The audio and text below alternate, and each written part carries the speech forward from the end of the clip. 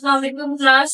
आज का जो हमारा टॉपिक है वो है ऑक्सीजनेशन, जिसमें आपके दो सिस्टम इन्वॉल्व हैं, रेस्पिरेटरी भी और सीवीएस भी। हमने इनको ये देखेंगे कि काम कैसे करते हैं और कौन से फैक्टर्स हैं जो आपके इन सिस्टम्स को अफेक्ट करते हैं। ठीक है, तो बात करते हैं रेस्पिरेटरी सिस्टम की। आपको पता है जैसे ऑक्सीजन हम लोग लेते हैं एटमॉस्फेयर से। जब हम ऑक्सीजन लेते हैं तो हमारे जो सिस्टम है उसके अंदर कार्बन डाइऑक्साइड एक्सचेंज होती है, हम उसको एक्सचेंज करते हैं और इनहेल किसको करते हैं, ऑक्सीजन को। ठीक है, फिर हम बात करते हैं सीबीएस की।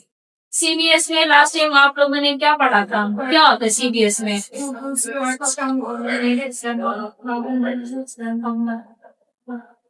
हाँ, कार्डिक आउटपुट की बात की थी आप लोगों ने और परफ्यूजन की बात की थी। ठीक है, तो इन सिस्टम्स को हम लोगों ने कैसे चेक करना है? पल्स ऑक्सीमेट्री में आप लोगों ने जैसे कार्बन डाइऑक्साइड, कार्बन और ऑक्सीजन, कार्बन मोनोऑक्साइड और एसिड बेस जो लेवल्स हैं उनको आप मेजर किन से करते हैं? पल्स ऑक्सीमेट्री से। ठीक है, जिसकी नॉर्मल वैल्यू क्या आती है? 95 टू 100%। और बेसिकली इसमें आप क्या डिटेक्ट करते हो? हाइपोक्सीमिया। हाइपोक्सीमिया क्या होता है?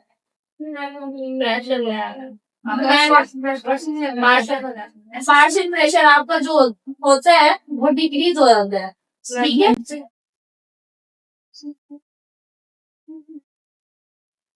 क्लियर है यहाँ पे बात? फिर बात करते हैं कि ऐसे कौन से फैक्टर्स हैं जो आपकी एक्यूरेसी को अफेक्ट करते हैं। ठीक है, उसमें आपका हीमोग्लोबिन लेवल आता है। आपका हीमोग्लोबिन लेवल अगर बॉडी में ठीक नहीं होगा तो आपकी एक्यूरेसी नहीं आएगी, आप उसको प्रॉपरली असेस नहीं कर सकते। ठीक है, आपका सर्कुलेशन इन्वॉल्व होता है, आपकी एक्टिविटी, आप कोई भी एक्टिविटी कर रहे हैं, आपका ब्लड प्रेशर हाई हो रहा है, लो हो रहा है, आपका हीमोग्लोबिन अफेक्ट हो रहा है। ठीक है, तो ये वो फैक्टर्स हैं जो कि आपकी एक्यूरेसी को अफेक्ट करते हैं। लाइक आपने अगर एक्यूरेसी को आइडेंटिफाई करना है, असेस करना है, तो आपने ये जो फैक्टर्स हैं इनको मेंटेन रखना है। ठीक है, लाइक एक सर्जन है, वो सर्जरी करने से पहले क्या कहते हैं? आपकी बॉडी में जब तक हर चीज बैलेंस में नहीं होगी मैं सर्जरी नहीं कर सकता। उसमें क्या चीजें आती हैं? आपका ब्लड प्रेशर है, आपकी शुगर है, कोलेस्ट्रोल है, ईच एंड एवरीथिंग।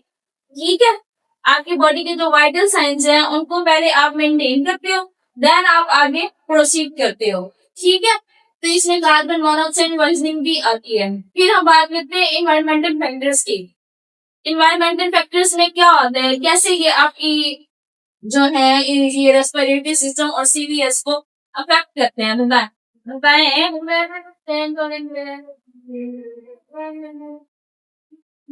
रिपीट करें। एनवायरमेंट में चेंजिंग जो गैस हाँ फ्लो हो जाता है, फ्लू हो जाता है। जैसे आपकी पोल्यूशन है, पोल्यूशन की बात करते हैं। ठीक है, उससे आपका ऑक्सीजनेशन लेवल डिस्टर्ब हो सकता है। ठीक है, तो वो आपको अफेक्ट कर रहे हैं। बात करते हैं एज की। अब जो आपके ये जेरिएट्रिक पॉपुलेशन है, आपकी जो आपके बुजुर्ग लोग हैं, उनमें आप ये चीजें मेंटेन नहीं रहती। ठीक है, उनको हर तरह के प्रॉब्लम्स आते हैं। उनका आप अगर चेक करें तो स्ट्रेस लेवल उनमें ज्यादा रहता है, जिसकी वजह से उनके जो वाइटल साइंस है वो कभी अप तो कभी डाउन।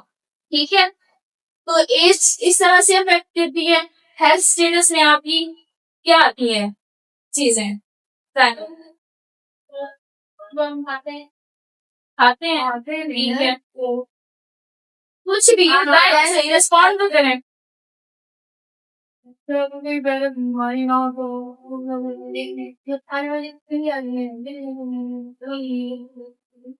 हेल्थ स्टेटस में ये है कि जब तक आपका हेल्थ स्टेटस ठीक नहीं होगा, डिस्टर्ब है आपका हेल्थ स्टेटस,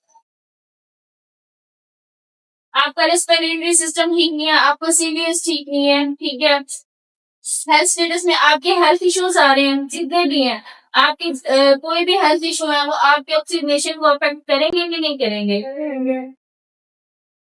फिर बात करते हैं मेडिकेशंस की। ये ऐसी कौन सी मेडिकेशन है जो हम यूज करते हैं इनको मेंटेन कंट्रोल करने के लिए, ठीक है। इसमें आपकी क्या आती है, बेंजोडाइजेपीन आती है, आपकी एंटी एंजाइटी ड्रग्स आती है, जिनमें कौन सी ड्रग्स हैं, डायजेपैम, लोराज़ेपैम, बार्बिटूरेट्स और नालकॉर्टिक्स, ठीक है। ये ड्रग्स हैं जो कि आप रेस्पिरेटरी सिस्टम जब आपका अफेक्ट होता है, ठीक है, जिसमें पेशेंट को ऑक्सीजन नहीं प्रॉपरली मिल रही, तो आप ये मेडिसिन उसको रिकमेंड करेंगे, ठीक है। अब इसमें ऑक्सीनेशन जब होगी तो बेसिकली आपका हाइपोक्सिया हो जाएगा, वही आपका जो ऑक्सीजन का लेवल है वो कम हो गया है, ठीक है। अब आपका जब ऑक्सीजन का लेवल है, इसमें दो कंडीशन आएंगे, आपकी एक्यूट भी आएगी स्टेज, आपकी क्रोनिक भी आएगी। एक्यूट में क्या होगा, एक्यूट बेसिकली बोलते हैं जैसे एक पेशेंट है, उसको लो बैक पेन है, उसको एक हफ्ते से हुआ है, ठीक है, तो उसकी कंडीशन है एक्यूट, हम उसको ट्रीट भी कर सकते हैं जल्दी। अगर वो एक पेशेंट है, वो अपना बैक पेन जो है वो इग्नोर करता है और मेडिसिन लेता रहता है 3 महीने, 4 महीने, 5 महीने, एक टाइम आता है जब वो मेडिसिन जो है ना वो रेजिस्ट हो जाती है, उस पर काम करना बंद हो जाती है, ठीक है। तो वो पेशेंट क्या हो जाएगा, क्रोनिक, ठीक है, और उस पर टाइम भी ज्यादा लगेगा। अब एक्यूट फेज में क्या होगा, आपका जो पल्स रेट है, हार्ट रेट है आपका, ठीक है, वो क्या हो रहा है, इंक्रीज हो रहा है, ठीक है। आपका जो सिस्टोलिक ब्लड प्रेशर है वो भी इंक्रीज हो रहा है। अगर जब पेशेंट क्रोनिक में आएगा तो आप ये चीजें डिक्रीज हो जाएंगी, ठीक है। आपका रेट भी डिक्रीज हुआ है, आपका सिस्टोलिक ब्लड प्रेशर भी कम हुआ है, आपको डिस्निया हुआ है। डिस्निया क्या होता है, डिफिकल्टी इन ब्रीदिंग, ठीक है जी।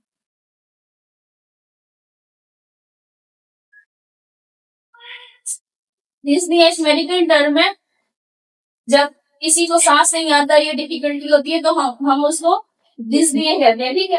तो उसको कफ हो सकती है, उसको हेमाटाइसिस हो सकती है, उसको क्लबिंग हो सकती है, ठीक है। ये वो आपकी बीमारियां हैं जो कि क्रोनिक स्टेज में आपको पॉसिबिलिटी है कि हो सकती है, ठीक है। चीजें वही है, आप लोगों की रिपीट है, बस उसने बातों को आगे पीछे किया हुआ है।